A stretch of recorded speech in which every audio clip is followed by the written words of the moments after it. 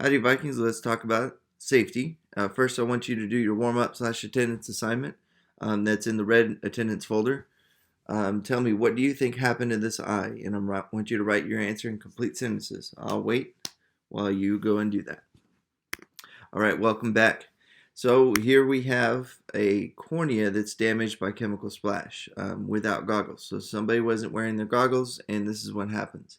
You can permanently damage your eye, and it won't accept any light through the lens, and so you won't be able to see anymore. So it could be very painful and also permanently blind you. So let's make sure that we consider safety an important role. So before we get started in the lesson, I want to make sure that we understand what academic dishonesty is. It's absolutely not allowed, and it's the copying of other students' work or one's own or allowing the same. Now, plagiarism is a little different. It is using someone else's work and not giving them credit. So this is essentially cheating. Now, this is going to be a real temptation for a lot of students.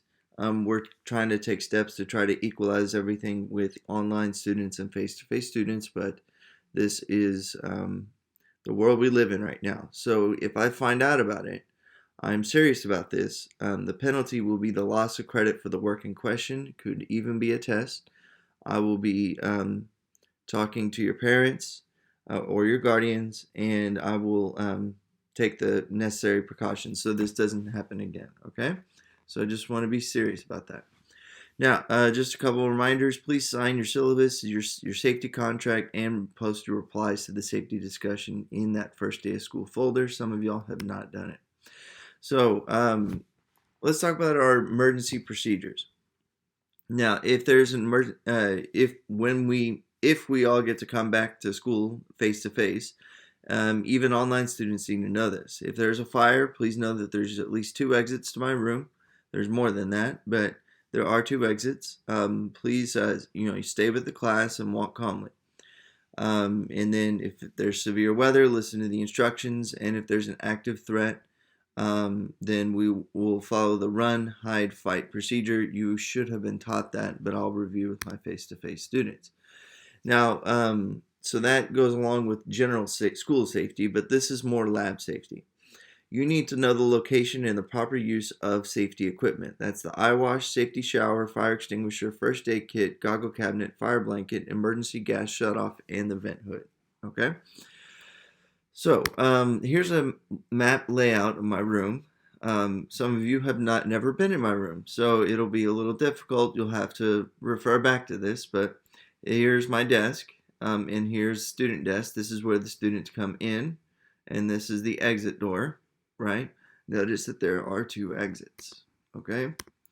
So you need to know where the exits are. There technically are 2 doors back here and 2 doors right here. But that those are usually locked. So please make sure you always understand that just go to the closest exit. Now there are 2 vent hoods, which are nice. Now the eye wash and the safety shower is located over here. This one is out of commission at the moment. We're still working on getting that one fixed, but the safety shower / eye wash is right there. It's a handheld one. Now the goggle cabinet is here that provides UV light to kill all the cooties that are on the goggle cabinet. Now there's a fire extinguisher here and a fire extinguisher here and a fire blanket and a fire blanket here. And the emergency gas shutoff is actually in the teacher desk right here. You have to open the door in the bottom, and then there's a valve that I can close. Now, the first aid kit is actually located in this first lab station. It's labeled. It doesn't carry anything more than Band-Aids and some alcohol swabs, so it's not exactly a robust kit. Now, so we need to make sure we did the safety rules discussion in Schoology, and after reviewing those, it seemed that most of y'all agreed on the 3 most important ones that I think are probably the most important. And it's to pay attention and to read instructions. Now, the biggest source of of injuries or in the laboratory setting, regardless if it's in a school or not, is not paying attention or not reading the instructions. Okay. Now you also need to notify the instructor if there's a problem or a question. All right. If you don't know how to do something, if you think something's unsafe, you need to let me know. I won't judge you at all. I promise. Okay. And then we also need to wear proper equipment. So eye protection. You need to no loose clothing, have your hair tied back, and also wear closed-toed shoes. That will generally cover most safety issues, and those are required for everything. So if Carol, don't end up like Carol right here. All right, so just a quick mastery check. If a student spills a diluted acid solution on his hand, he should go ahead and pause. All right, the answer is D. You want to rinse it off with running water. Now for number 2, you have accidentally broken a test tube and spilled a chemical on the table. Which of the following best explains what you should do first? A. Use the water and paper towels to clean up the spill. Place the broken test tube in the disposal container specified by the teacher for sharp objects. Or B. Throw the glass into the nearest trash bin and let the spill air dry. C. Quickly dispose of the glass, wipe up the spill with the nearest cloth and hope nobody notices. Or D. Caution your lab partners to avoid the area while you inform the teacher of the small accident. All right, hopefully you picked D.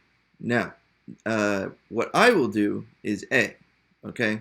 So you don't do A without informing me. Okay, time for your safety quiz. Review the rules that are on pages 2 or 3 of your notes. They are posted in Schoology. And then you can just take the safety quiz. It's going to be your first daily grade, and you have to earn a 100. That's a rule set forward by the state. So good luck, and you get a couple of attempts on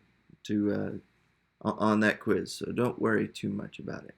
All right, have a great day. We're going to talk about lab equipment. So face-to-face students will follow these instructions where you'll rotate through each table and do a sort of scavenger hunt and fill out the practice section that's on page 8 of your notes. I think it's page 8. It's a matching section in your notes. And online students, you want to refer to this that's also in your notes. It has the pictures and the names.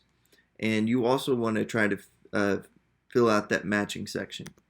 So the objective for you online students is to learn the use of each piece of lab equipment.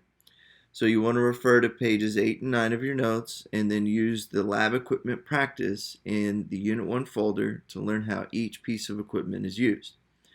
Then you're going to take the lab equipment quiz in the Unit 1 folder. You should get a couple of attempts on this one, but you only get one attempt on this one. So be mindful of that, all right? So that's going to be it. If you need help with this one, go ahead and email me or text me on Remind.